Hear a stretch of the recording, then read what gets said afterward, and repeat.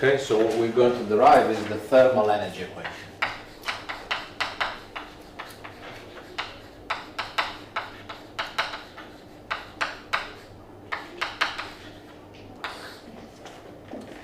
Okay, and we're going to do it through the first law of thermodynamics.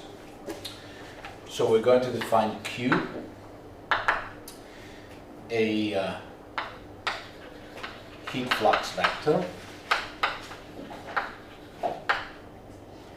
per unit area, and E, I think we defined already, is the internal energy per unit mass.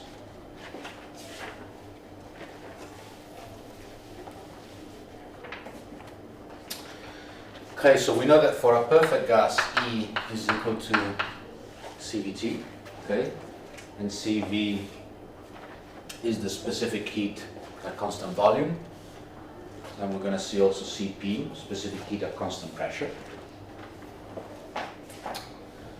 So what is the stored energy?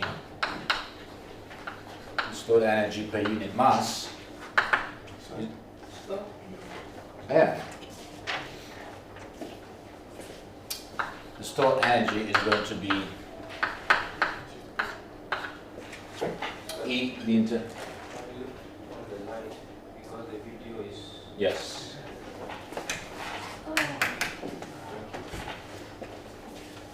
Okay, so that's going to be the stored energy per unit mass. The internal energy plus the kinetic energy. Okay. So what is the first law of thermodynamics saying? First law of thermodynamics. So the first law of thermodynamics says that the stored energy, so the rate of change of the stored energy, so the rate of change of the stored energy for a material volume, so material volume means that the volume over which we are integrating is moving, and is moving at the same velocity as the flow. So the rate of change of the stored energy, so E plus the kinetic energy for a material volume, is equal to the sum of the rate of the work done, and if you remember, the sum of the work done were the one by the body forces. Okay, this is the rate of work done by the body forces, plus the rate of work done by the surface forces.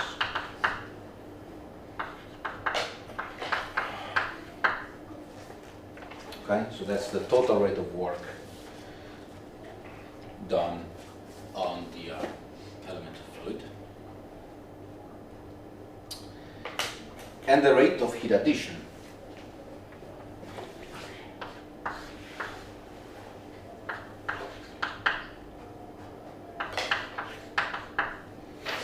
Okay, so first law of thermodynamics, the rate of change of the stored energy is equal to the total rate of work done by the forces, the body forces and surface area, and heat addition to the volume. Okay. And there's a minus because if we're looking at a volume of which we're integrating, the A is the normal vector out of the volume. Okay, so heat addition is minus into the volume. Okay. So now we want all these terms as volume integrals.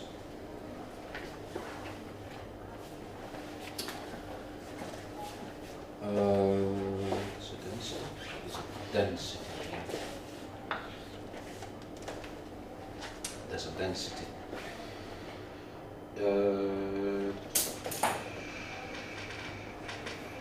Per unit volume, because it's per unit volume, okay, for a material volume.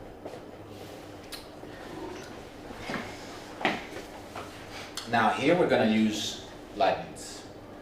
Okay, is a material volume, remember. So we want to move this time derivative into the volume integral. So if you remember Leibniz,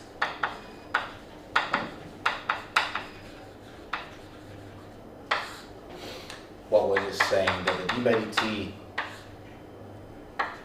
of the function of x t, where the volume is the material volume, this is equal to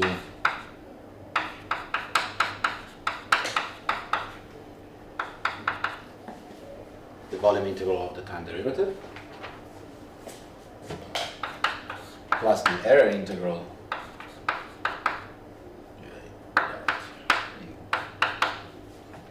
of the flux of that function f, because the surface bounded volume is moving at some velocity u. In this case, u is equal to the velocity of the fluid. Okay? That was the general Leibniz theorem for a material volume.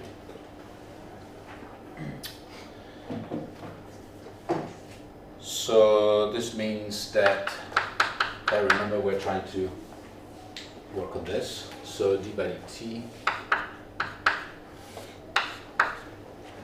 of my function x time dv is going to be equal, okay, can be written as dv plus, I'm going to move this to a volume integral, and I'm going to use Cos 2000. so this is going to be look like the divergence of the flux of f. Okay, so now I can write this as a single volume integral.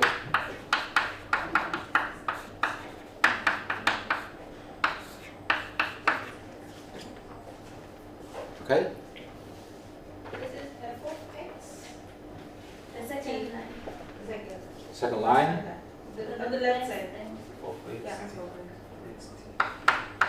It's function of space and time.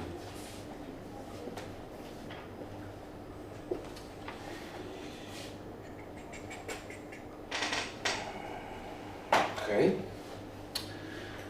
So we are using a function f, whatever. Now we're going to define, because here there's density times something, so we're going to define our function f as density times a function small f. Okay, because we want to reach to that conclusion. So the d by dt of rho f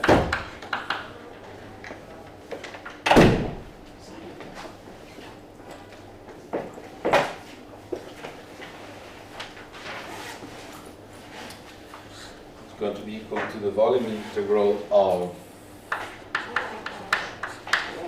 d by dt over f plus the divergence of f rho y.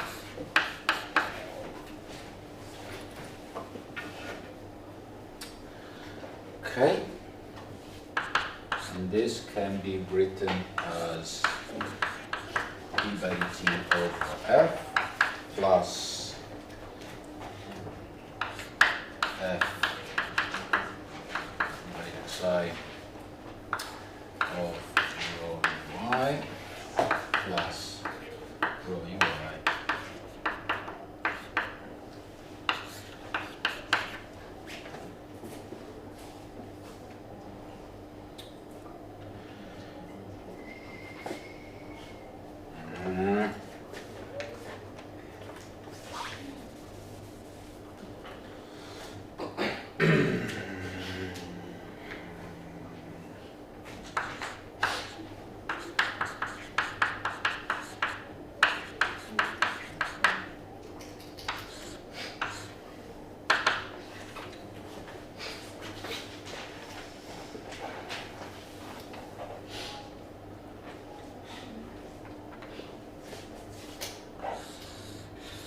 What is this equal to?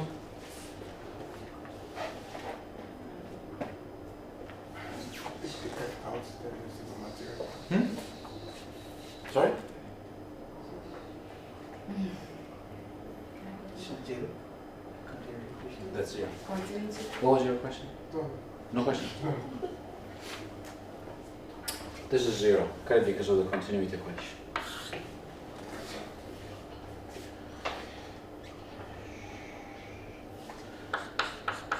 So the d by dt of rho f, which is d by dt of the interval of rho f, is going to be equal to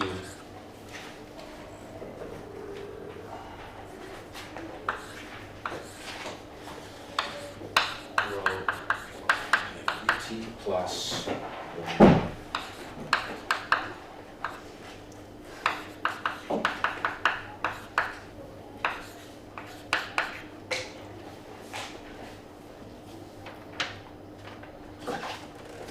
okay?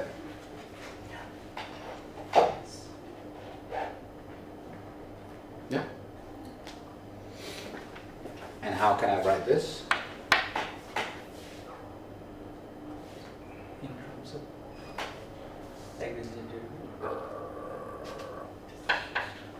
The d by dt of rho f can be written as integration. this is a time derivative and this is the advective term. Capital D by capital D.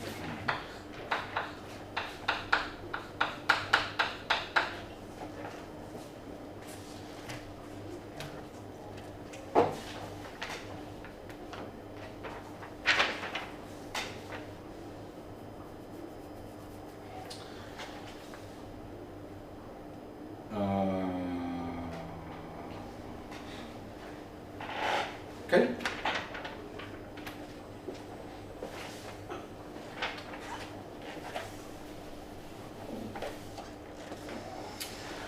So this, I'm going to write it that way.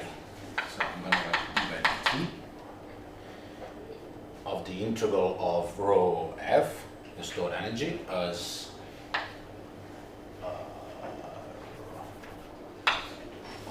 integral of some volume of rho d by dt of the stored energy. Okay, so the left hand side is now written this way. Equal to the volume integral of the work done by the body forces plus, I move this to a volume integral. So that's going to be the divergence of tau ij ui. And I'm going to move this to a volume integral.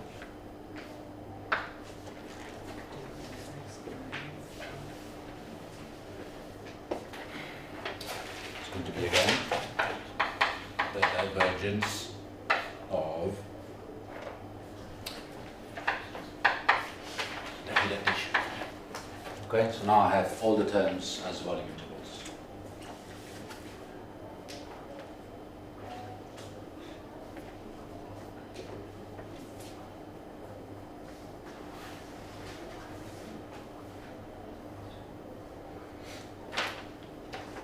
Okay, so this is basically the first law of thermodynamics in differential form.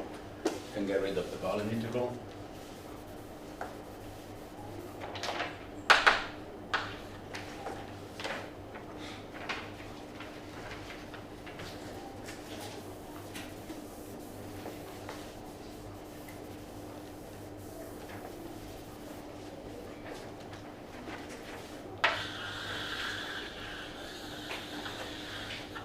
And this is the first law of thermodynamics in differential form. That has both mechanical energy, so the kinetic energy plus the potential energy, and the internal energy.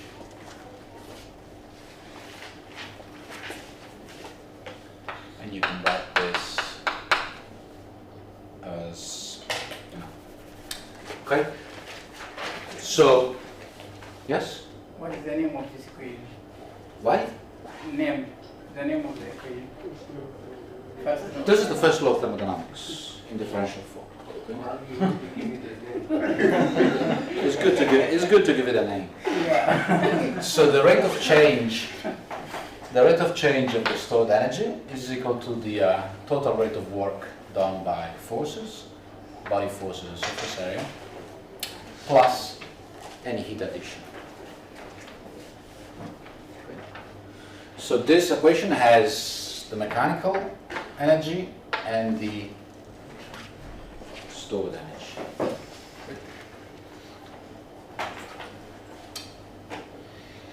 Now we can subtract the mechanical energy to get an equation only for the thermal energy. Okay, so if you remember, the mechanical energy was something like this. One of the many ways we derived it. Q1, so the potential, plus the divergence of surface forces, plus compression, minus the viscous dissipation. Right? This was the equation for the mechanical energy. So now if we subtract to the first law of thermodynamics, which has mechanical energy and the thermal part, if we subtract mechanical energy, we're going to have an equation only for the stored energy of the thermal equation. So if we do this minus this, we're going to have rho dt of E. So this is going to be the rate of change of the stored energy. This minus this goes away, this minus this goes away, and we have minus P, so the compression term. This minus this, we are left with the divergence of the heat flux vector.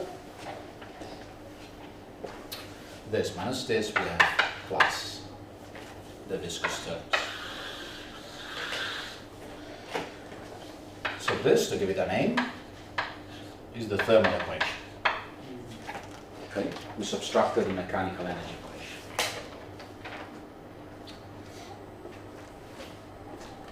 If you prefer, you can write this as graph Q.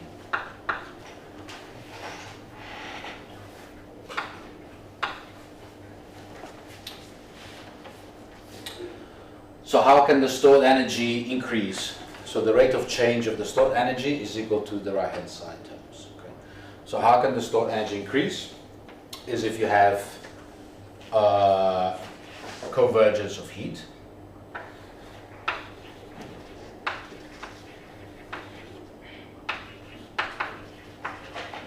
Okay, makes sense. Convergence of heat, stored energy increases. If you have volume compression, okay, if you compress the volume, the stored energy is going to increase.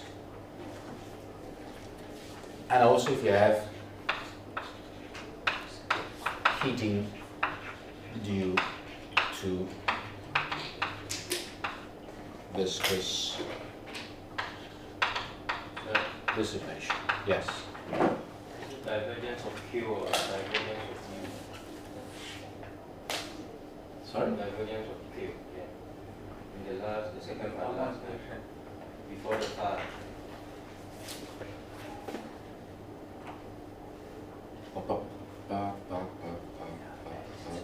Yeah, Q. So, okay, so.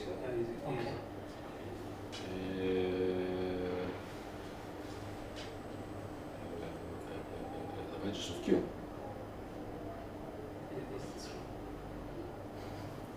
Why is it wrong? No, I was really asking, I didn't see that clear. This. Now it is okay. So you do the first one minus the second, this goes away, this goes away. You have minus the compression term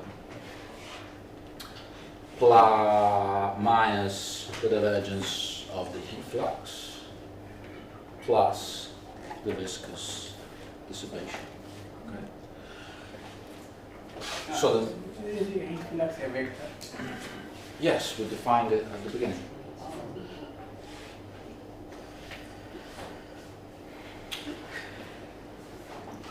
So the thermal energy can increase if you have volume compression, if you have convergence of heat, and if you have heating due to dissipation. If you remember in the mechanical energy, dissipation has a negative sign. Okay, so you lose mechanical energy through viscous dissipation. Okay, so you, for example, you decrease your kinetic energy through viscous dissipation. Right, makes sense. You have the more viscosity that draws away kinetic energy.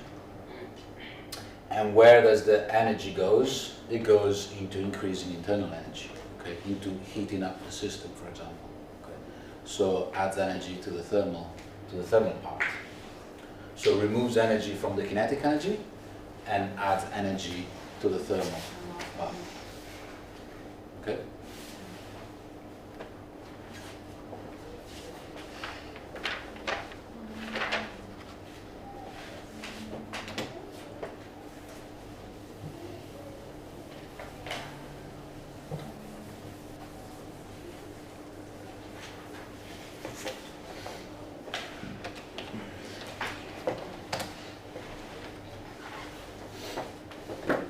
Which is this equation right here.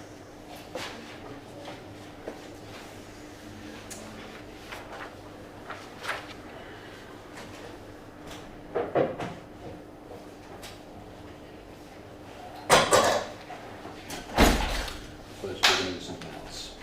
Okay, can I delete this? Yes, sir. Yep. So if you remember, we talked about the Boussinesq approximation a couple of times. And now we're going to look at the Boussinesq approximation and what it does to the continuity equation, the heat equation or the thermal equation that we just derived, and the momentum equation.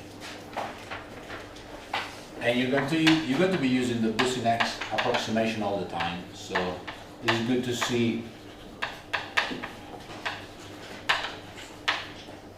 It's good to see how making the Boussinesq approximation modifies the continuity equation, the thermal equation that we just derived, and the momentum equation.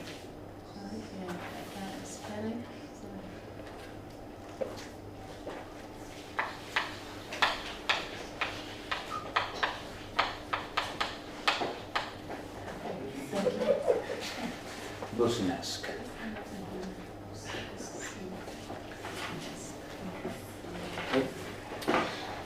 So what does the Boussinesq approximation say? Density. Density? Density very small. Density variations are very small. Okay, so if density changes can be neglected, but then we'll see that they can be neglected but not. So it doesn't say that density doesn't vary. Okay, density varies, but the variations in density are very small. So the continuity is something like this. Okay, and under the Boussinesq approximation, continuity equation is equal to this. Because that's all the time derivatives and space derivatives of the density are small. So this is another constant, is that all these terms are very small compared to the second. Okay. Now suppose that compressibility effects are very small, so pressure doesn't have a large effect on density. Okay. So that density is only a function of temperature. Okay. So the fluid is almost incompressible. Is that density then? Density is a function of pressure? Density is only a function of temperature. This is a T. No. Rho, or density, is a rho that is only a function of temperature. Okay. Under the Boussinesq approximation, rho prime are very small, T prime are also very small. Okay. And we're going to assume that changes in density are related to changes in temperature this way. And we're going to see in a second how we get to this. Okay. So changes in density are related to changes in temperature this way. And what is alpha? Alpha is something like this, dt d rho by dt at constant pressure. And this is the thermal expansion coefficient.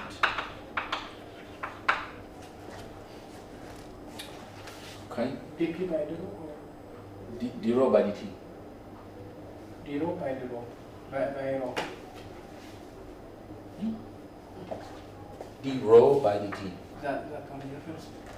Delta rho over rho are equal to minus alpha delta t. So changes in density are related to changes in temperature that way. Okay. And we're going to see why.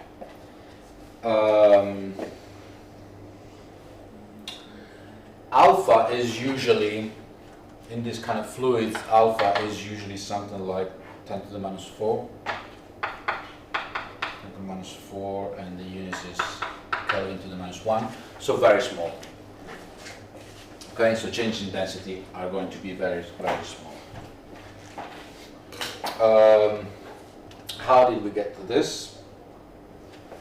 You look at the continuity equation. Okay. And you do something that you will do in the second part of this course. It's called a scale analysis. Okay, so you look at the relative magnitude of one term with respect to the other. So 1 over rho d by dt of rho over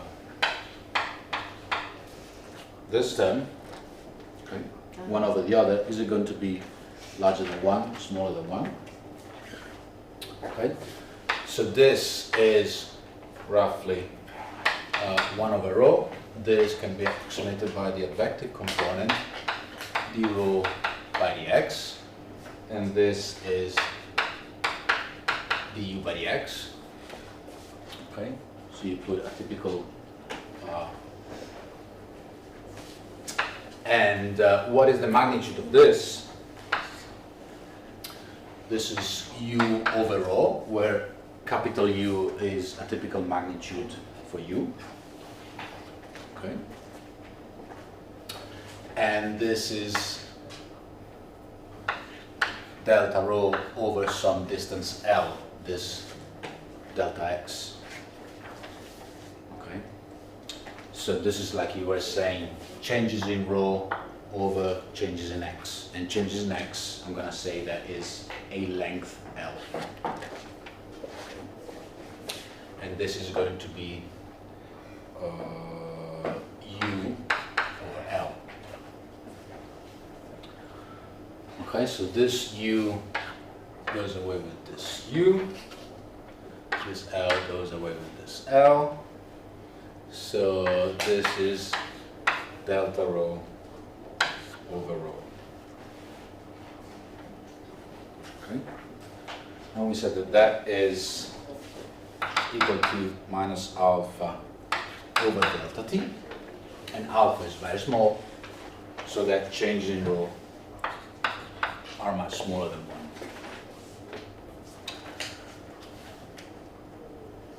1. Okay, so under the Boussinesq approximation, where delta rho are very small, this means that this term over this term is much smaller than 1. Right? So it means that this term is negligible compared to this one. So under the Boussinesq approximation, it makes good sense to replace the continuity equation with this. Okay? We just demonstrated why you can go from the continuity equation, the general case, to this under the Boussinesq approximation.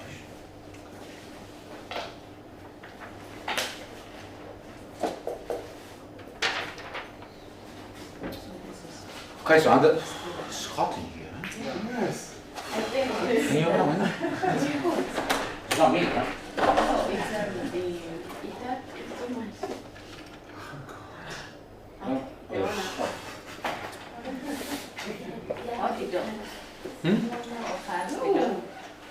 Or open the door. Yes.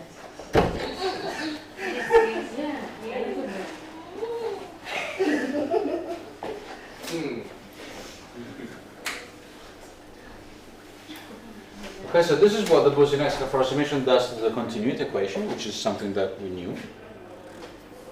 And now we're going to see what the Boussinesq approximation does. Now it's windy. Okay.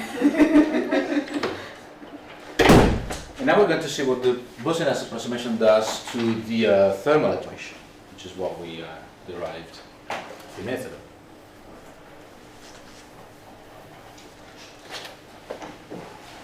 Okay, so the thermal equation that we derived before was rho d by dt Lagrangian derivative of E was equal to the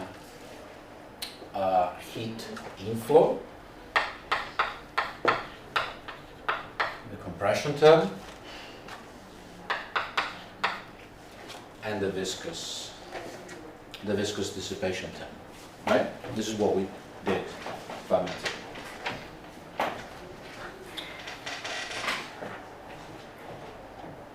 So we start by saying that, okay, under the Boussinesq approximation, you might say that this is equal to 0. But this is not negligible. This is only negligible in incompressible liquids. Okay, not only the Boussinesq approximation. You have to say that it's incompressible because it's multiplied by p. Okay. So for incompressible fluid, that term will be 0. But under the Boussinesq approximation, it's not a good idea to make this term 0. It's going to be another case in which the primes, the rho prime, you might think, okay, I can neglect this rho prime, but it's going to be multiplied by g gravity. So the gravity is very large. So even though rho prime is very small, rho prime times g is still large. Okay, and the same case applies here. But then we're going to do it for incompressible fluid, and we're going to get to the same, very similar result. Okay, so this is non-negligible. Negligible under the Boussinesq approximation. Should be an incompressible fluid. Incompressible. For an incompressible fluid, this will be 0. Okay.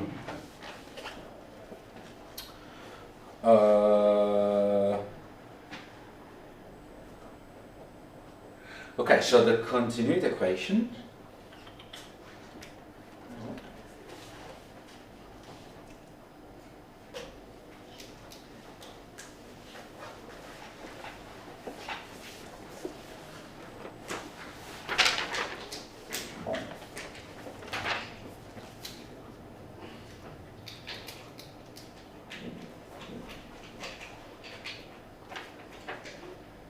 okay, so using the continuity equation, so using continuity,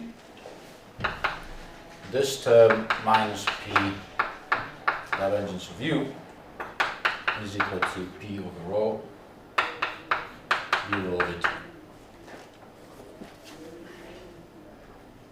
Yes. And this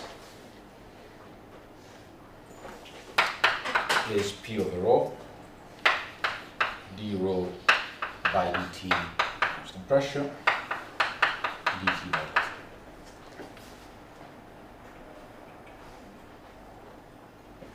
Which we said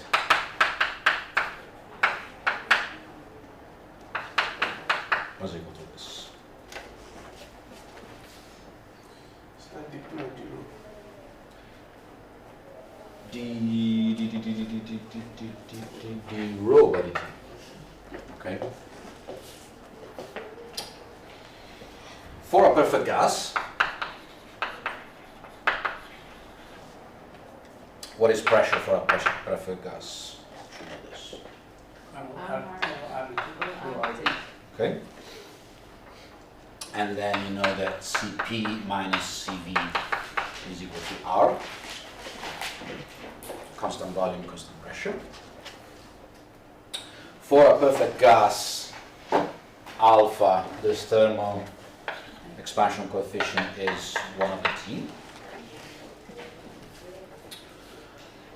So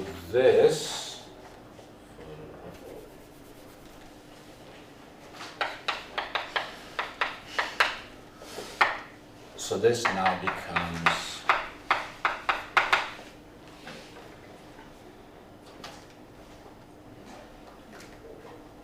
you replace it and rho Cp minus Cv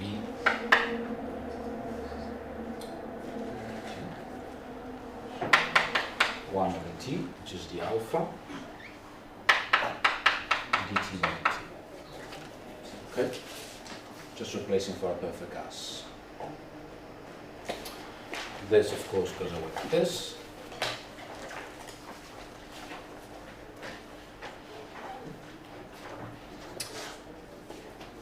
And you also know that internal energy CVT, okay, we define this at the beginning, internal energy.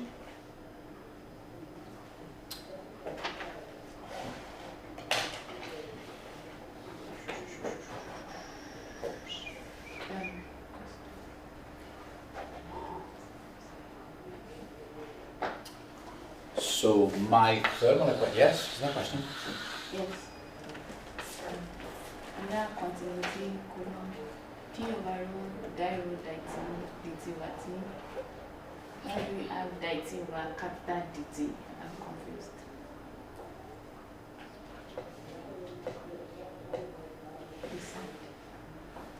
This. The next one? Yes, that one. Oh, sorry. Okay. Okay. Okay. Yes.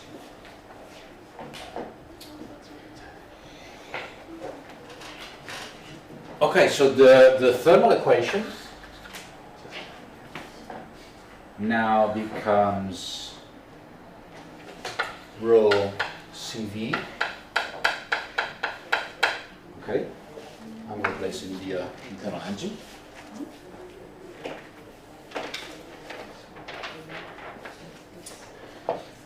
Then I'm moving the compression term, which is this, on the right hand side.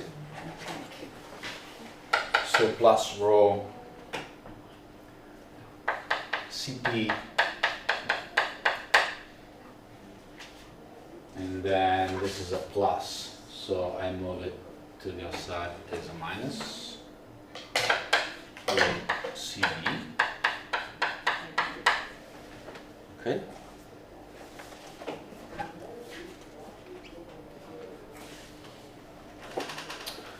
And that is equal to whatever is left on the right hand side.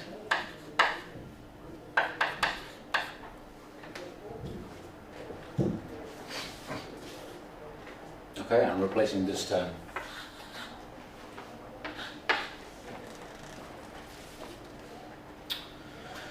So the left hand side, which is this, is rho Cv d by dt of t. And then I move this on the right hand side, it's a plus.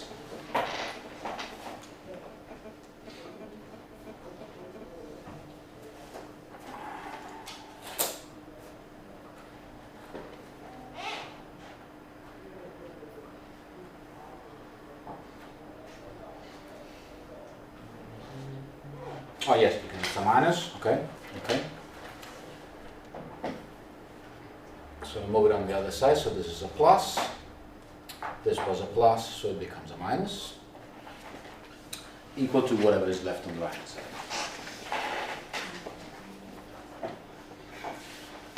This goes over with this. So rho Cp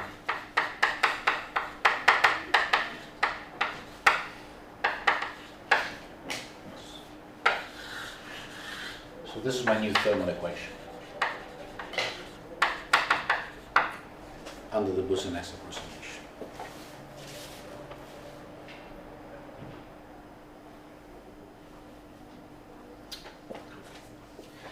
If we had used an incompressible fluid,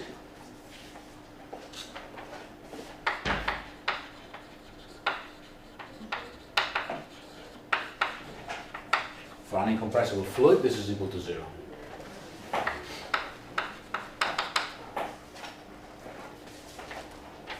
Okay? So this term is equal to 0. So you're left with the left-hand side, which is rho CV d by dt of temperature, using this.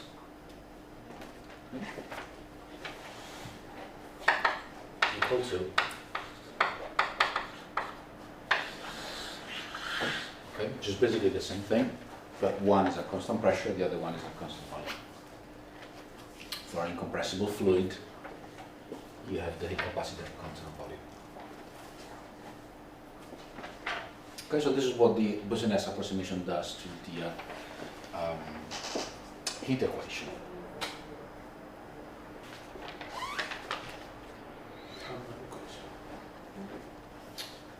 Huh?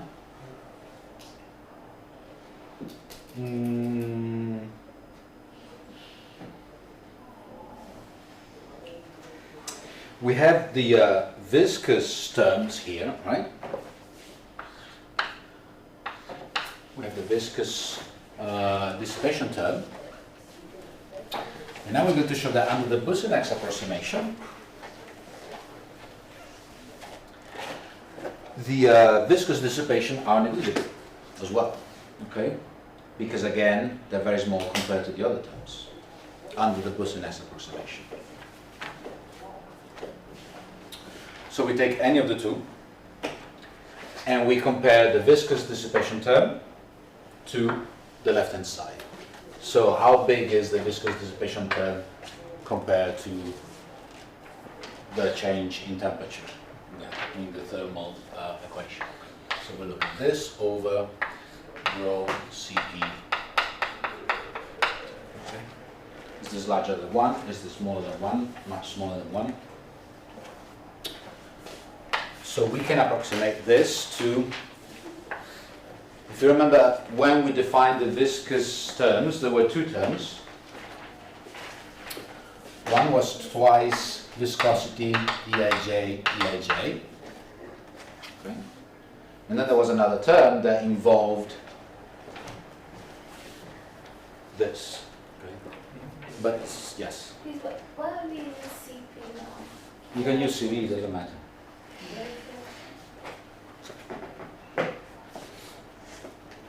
You like CV? It's going to be viscous terms are going to be small anyway. Okay. When we defined the viscous terms, there were two terms. Okay, if you remember, when we were looking at the constitutive equation for the Newtonian fluid, we had this first term and another term that had this. Okay, so that is equal to 0,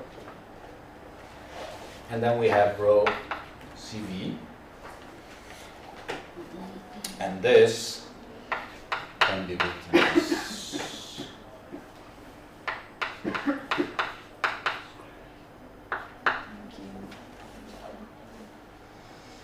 this. So if we do a scale analysis of this, and we put some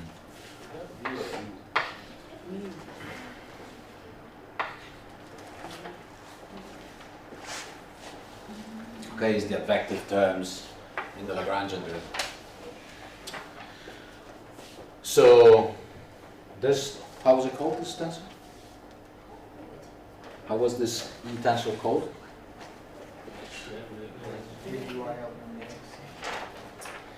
So that was some u squared over some L squared, some typical velocity u over some typical length L. And this is some rho CV, some typical velocity u. This is some change in temperature over some L.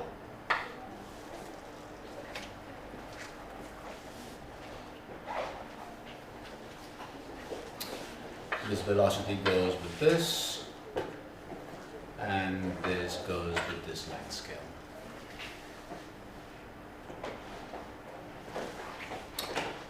So we're left with viscosity over density, that's Kinetic CB. mu. Mu.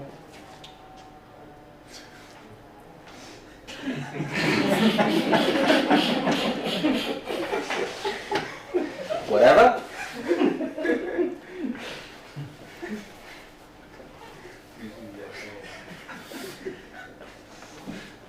Okay.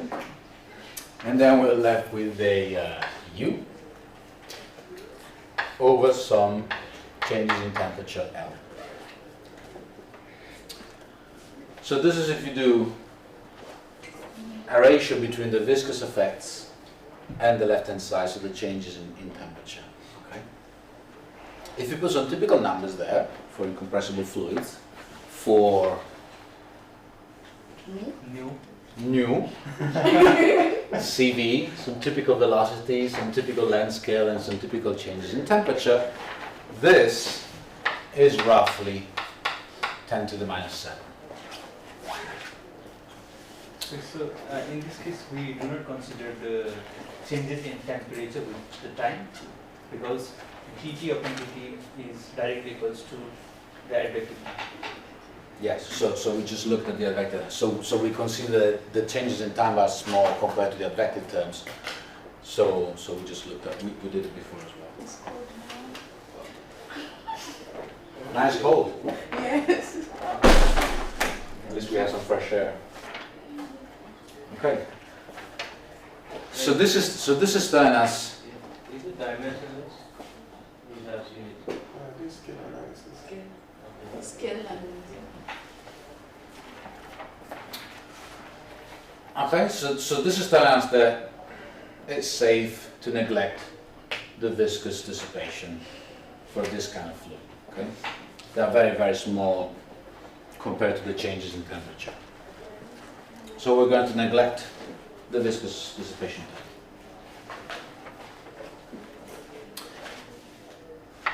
Now we assume a Fourier law of heat conduction.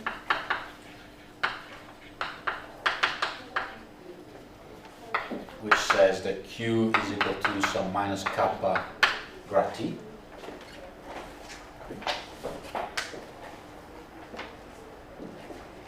In kappa we will see it's a thermal diffusivity. So if we replace now this heat in there,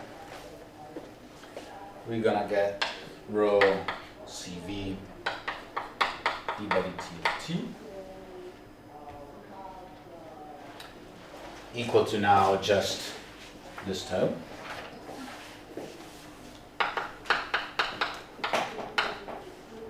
The Laplacian of temperature. Okay, so we neglected the viscous dissipation.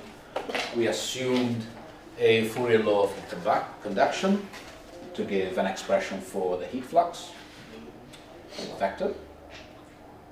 So now the thermal equation looks like that. Plus, thank you. Plus, right.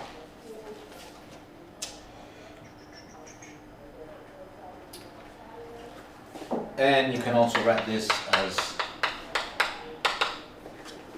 rate of change of temperature equals some big gamma Laplacian of T. Where now big gamma is, sorry, big kappa is small kappa. Rho C. Okay. And this is my thermal coefficient. Diffusivity.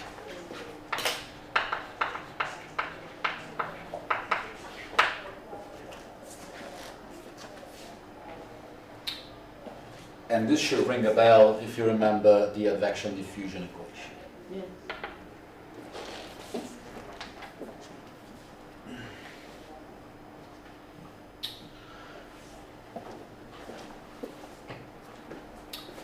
So under the Boussinesq approximation, we had the continuity equation, and the continuity equation reduced to this, and the thermal equation reduces to this. Okay. Under the Boussinesq approximation. So now what we're going to do is look at the momentum equation. So the energy equation, which we reduce to the thermal equation, looks like this. So we have an equation for conservation of energy and continuity under the Boussinesq approximation. Okay. All the approximation that we did reduced to this.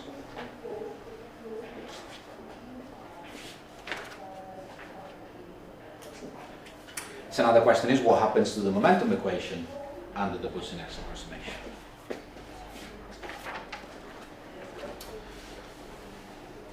We have the continuity, we have the heat equation. Now we go back to our notes and look at the stress tensor.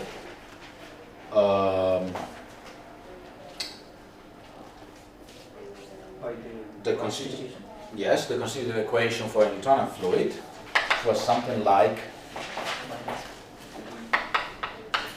okay, this is the static component. Okay, and then the viscous terms that we neglected. Okay.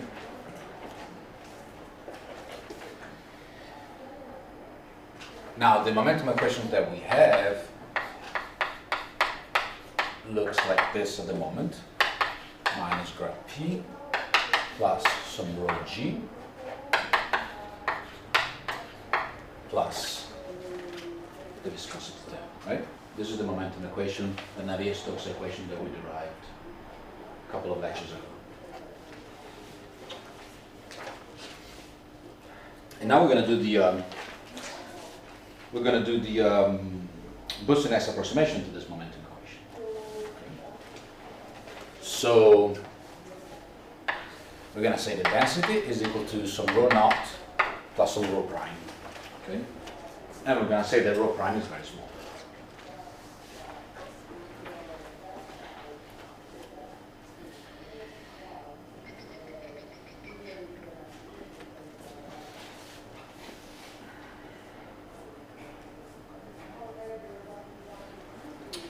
So we have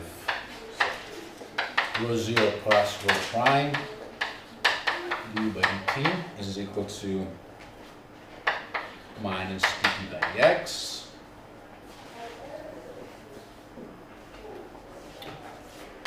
plus this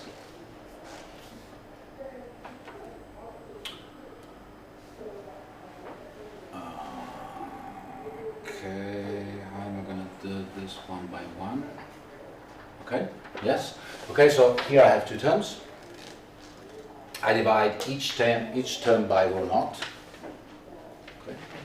So rho naught over rho naught is 1. And then I have rho prime over rho naught.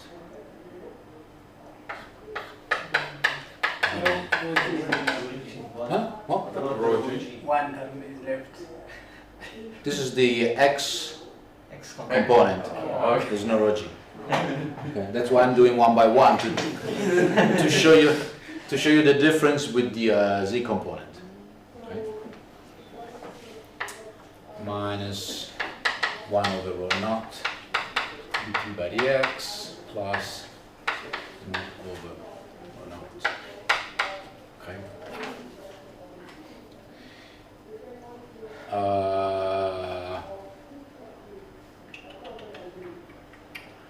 This is very small, so it goes away.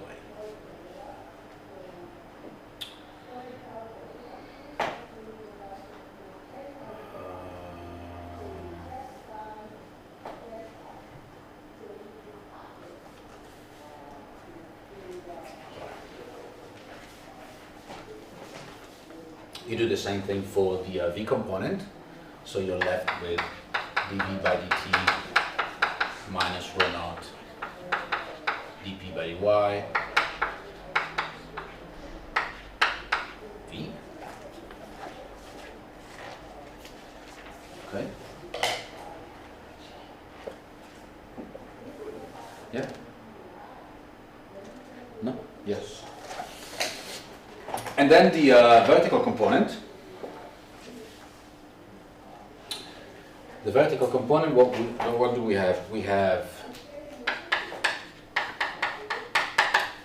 this is minus 1 over rho naught dp by dz. And then we have plus Rho over rho naught. rho naught over rho naught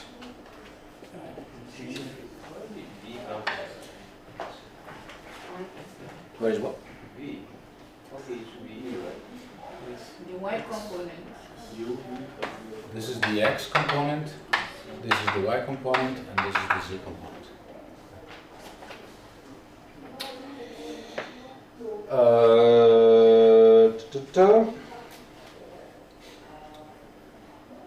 Plus 1. Uh, Plus rho g. plus rho naught g plus rho prime g plus this term, right? Over rho.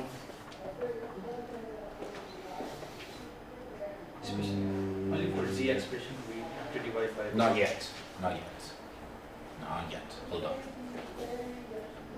So intention cycle. Okay.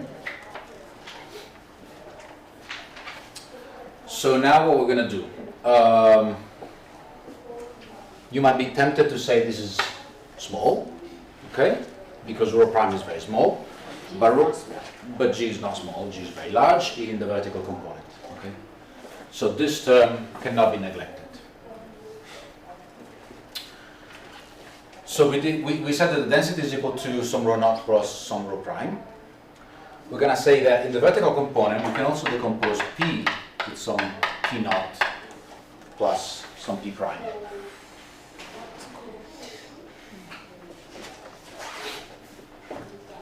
Okay? So these terms are going to be minus p naught z minus p prime plus rho naught g plus rho prime g plus this.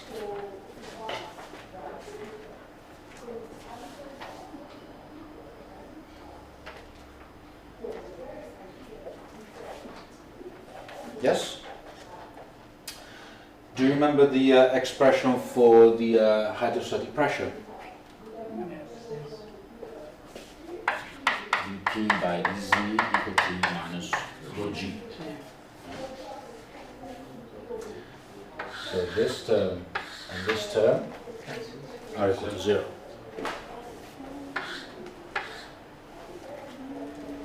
And that one. Second and fourth. Hmm? Second and fourth also cancel. The second one is No. p prime. It's not the variations. Okay?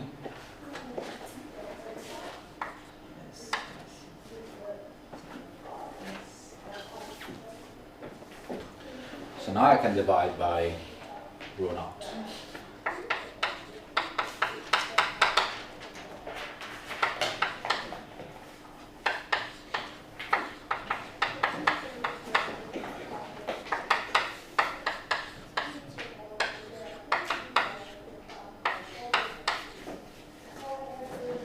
This is going to be the vertical component of the momentum equation under the Boussinesq approximation. And you see that we have not neglected this term because it's multiplied by gravity, and in the vertical component this is one of the largest terms. And now we have, under the Boussinesq approximation, we have this, we have this, and we have this for the momentum equation.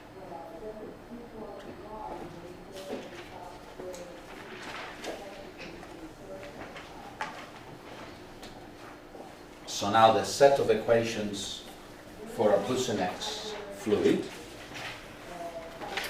are the continuity equation, the energy equation, which is the heat equation,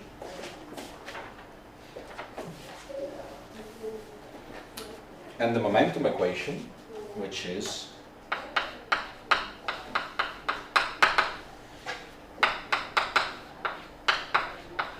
P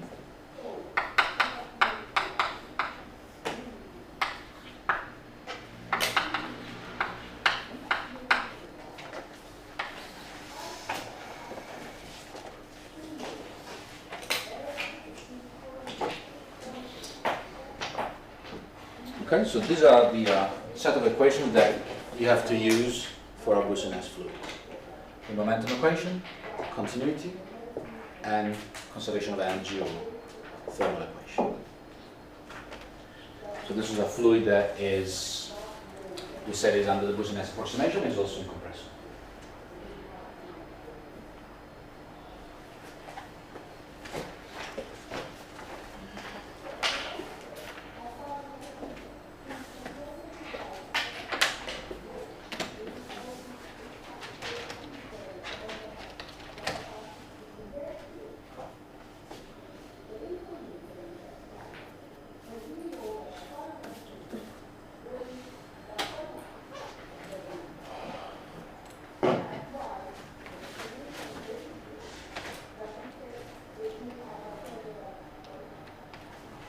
No slides about this. Okay.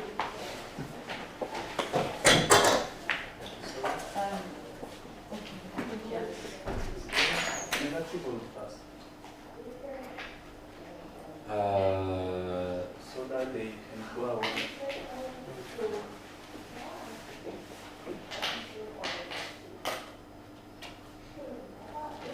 Rho G. People did rho G. Yes. No? Minus plus.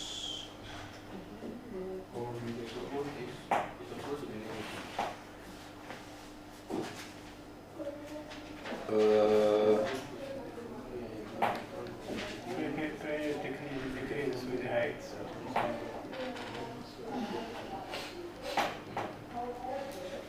But then, no, it's fine, because P naught is rho G H, and you define H as negative, so that's fine. So this one is valid going down. When we are going up, then it becomes negative. So Is there a sign change?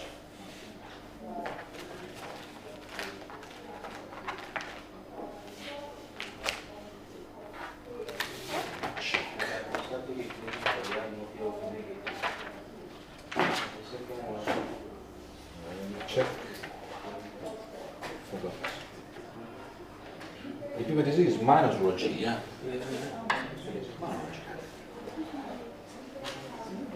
Would be exactly having the formula. P minus.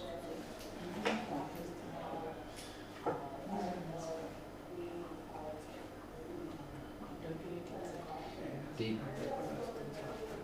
Yes. Yes. What did I use? So the hydrostatic, yes, and so this is the hydrostatic pressure. Yeah. No, that's fine. And the absolute pressure is the hydrostatic pressure plus the atmospheric pressure. So, Yes. and why? It's okay. And why P prime became P? Why? Why P prime for this expression became P in?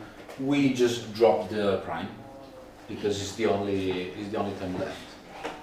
Oh, Mm. Here you don't drop it because it's rho prime over rho naught. You can also drop it if you want.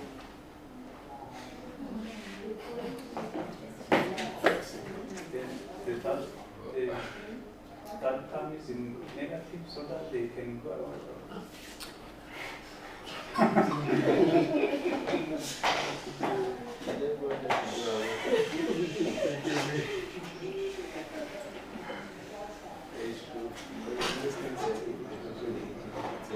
There's no cancellation.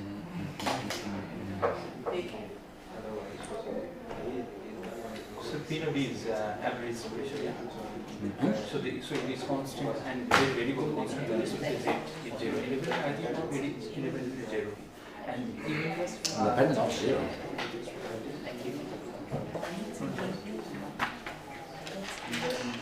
Wait, because maybe you have a sign wrong somewhere. So there's a minus to be on it, plus rho g. Yes, and they go away. They have to go away.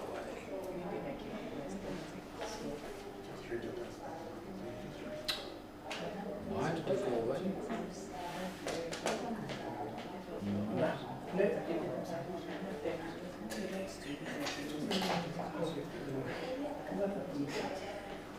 Yeah, it's cool.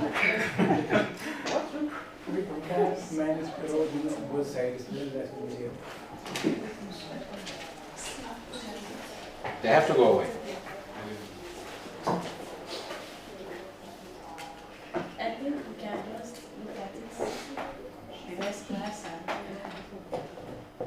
No. okay.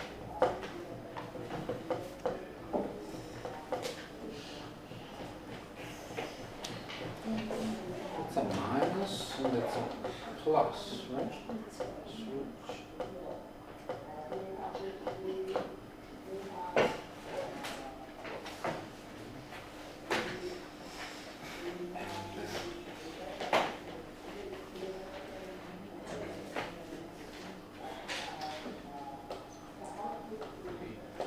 That's what we will see later.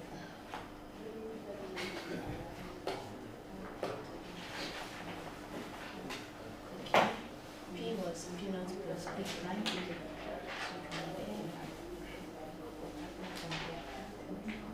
From there to there. I think it is system design the changes in this item. So in this case, positive items, so they cancel. The formula becomes plus. No. I think I know where I made the mistake. Because where is it?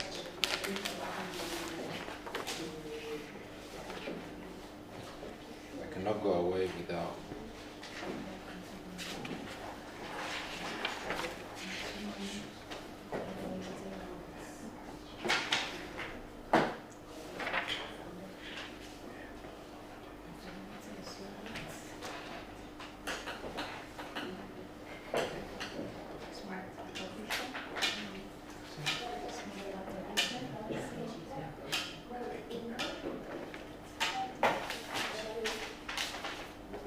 You see, I am stupid. No. Yes, I am. This is a minus.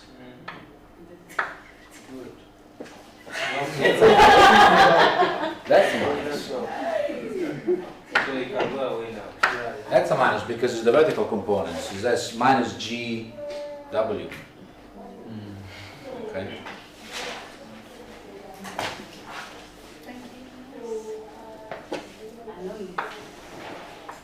This is a minus. And here you keep a plus because you use the vector of G.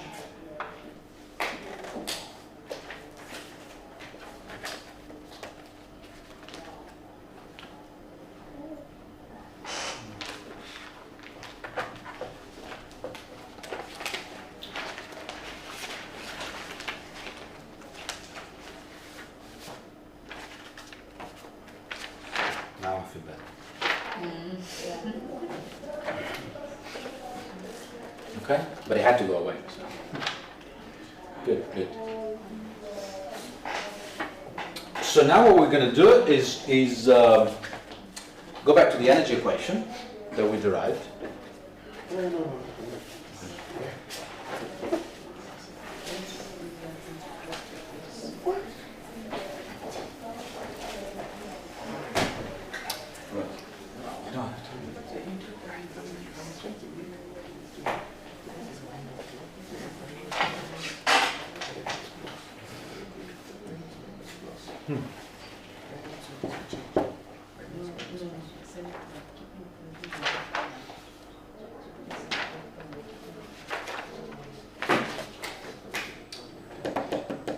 Okay, we can do it. We can do it. Yes, we can.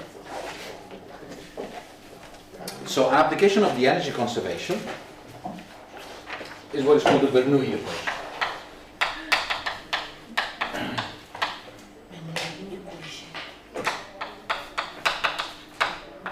Which you might have heard already. Okay? That's the principle of conservation of energy.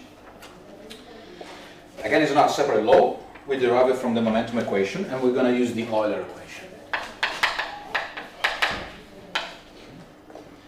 So the Euler equation is something like this. You have to go fast, so no questions. Okay.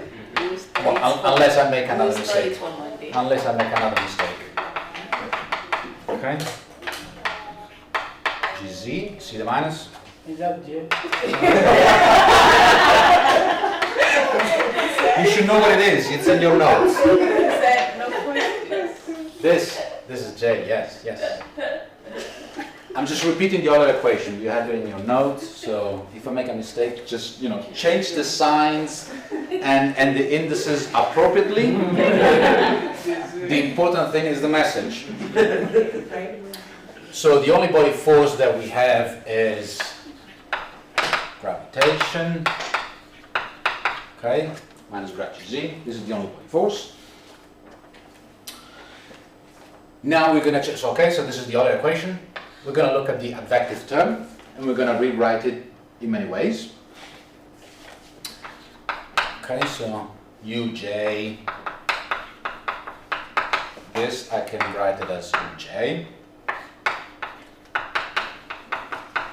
J minus uj xi plus uj xi. Okay. Here I'm doing uj minus this plus this, so we're doing nothing. Okay. But I'm doing this for a good reason, because this is uj. What is this? Rotation. The rotation tensor plus, if you remember the properties of doing this is d by dxi of half of uj. Okay, we saw this last time.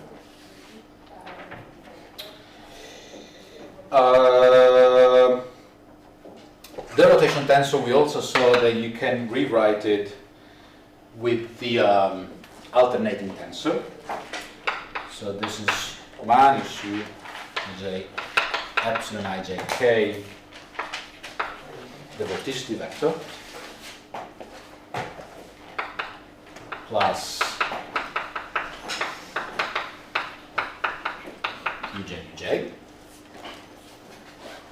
Okay. And also, this can be shown that is equal to u.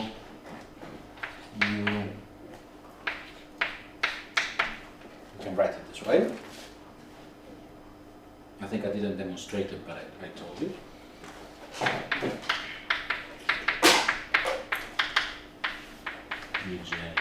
uj. Okay, now we define q squared as uj squared.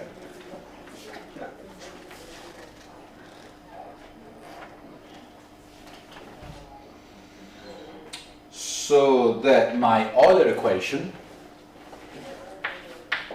becomes time derivative plus the advective term, which is this term over here,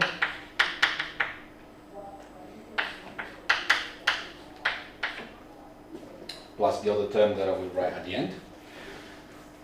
I move the pressure gradient on this side, so plus rho.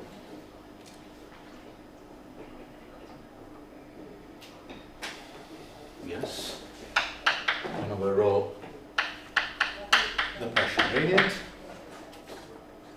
Then I move on the left hand side also the body force.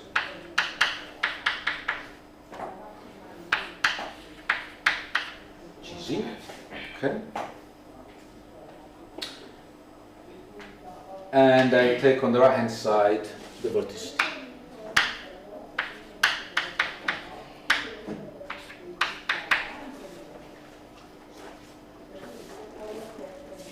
Okay, that's my new Euler equation. Now we assume a barotropic flow.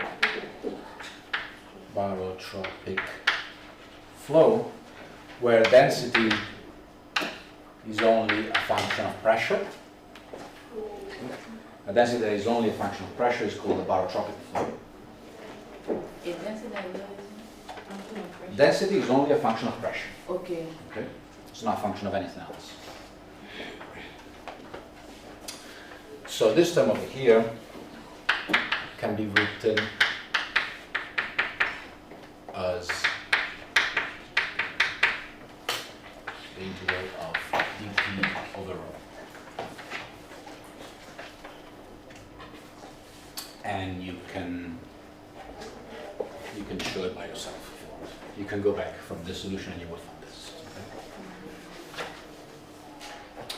That's a perfect differential. So my Euler equation becomes now d over dt plus I have half of q squared.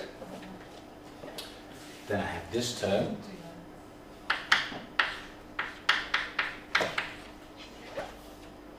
and plus the GZ. And this is equal to the vorticity term.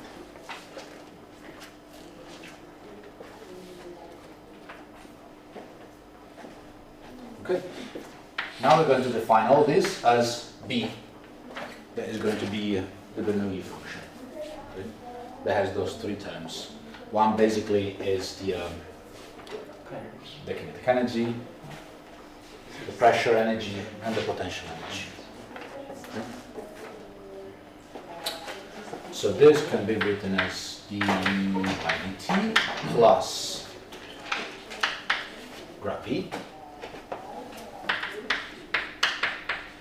equal to this.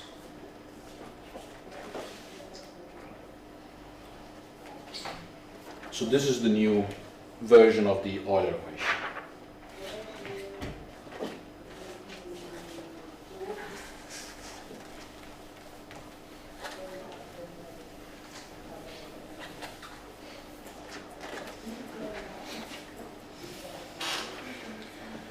Okay, questions? We have 2 minutes.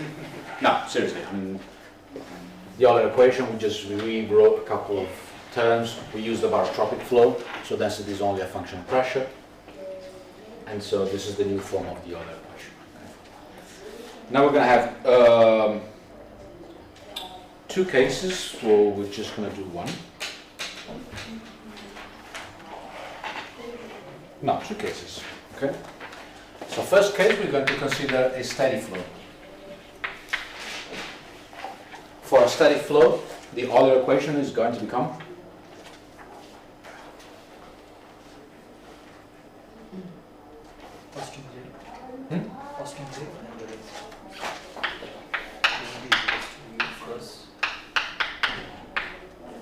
okay.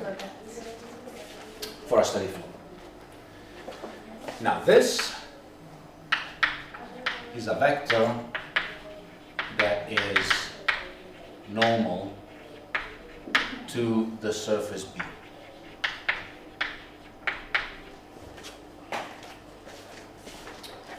So let's imagine a surface B. Okay. This is my surface B. This is gravity. And this term is a vector that is perpendicular to both U and W. Okay? U are my streamlines, and W are my vortex lines. Okay, so the lines over which vorticity is constant, streamlines and vortex lines.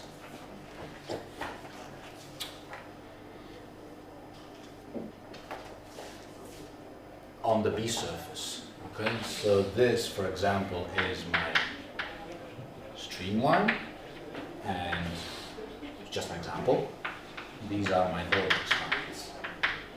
Okay. So this is a vector that is normal to a surface B, and this is a vector that is perpendicular to both the streamlines and the vortex lines. That is equal to this, which is a vector normal to the surface B. So streamlines and vortex lines are on the surface B. We'll redo it next time. Okay. But so this is a constant surface B. Okay. This is normal. This term is normal to B. Then this term, which is equal to this, is perpendicular to both streamlines and vortex lines. This means that streamlines and vortex lines are on the surface B. Okay. So so we used a steady flow. We used a barotropic flow, and we also neglected viscosity because it's the Euler equation. So this flow is also inviscid. Okay, the Euler equation is for inviscid fluid, for inviscid flows. We use the barotropic flow in steady conditions. So under all those conditions, we have that function B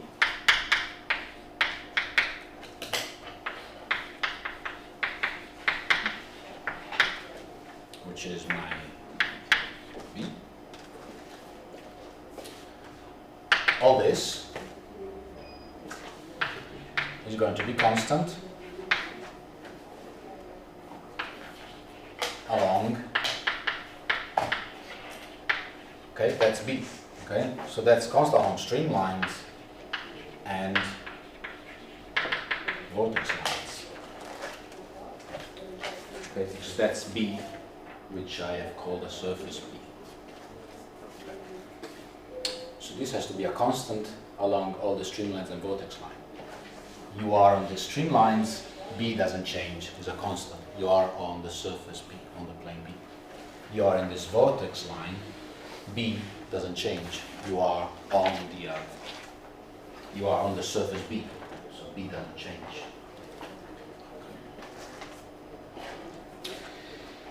So this B, which is my Bernoulli equation, is a statement of conservation of energy, because it says that this B, which is my Bernoulli equation, which has these three components, is constant along a streamline and along the vortex line. So if you're on a streamline, B is going to be constant. Okay? So this is not going to change.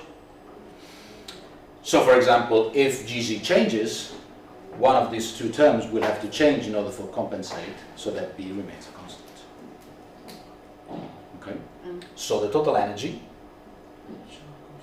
will be conserved and will be constant along the streamlines and along the vortex lines under these assumptions.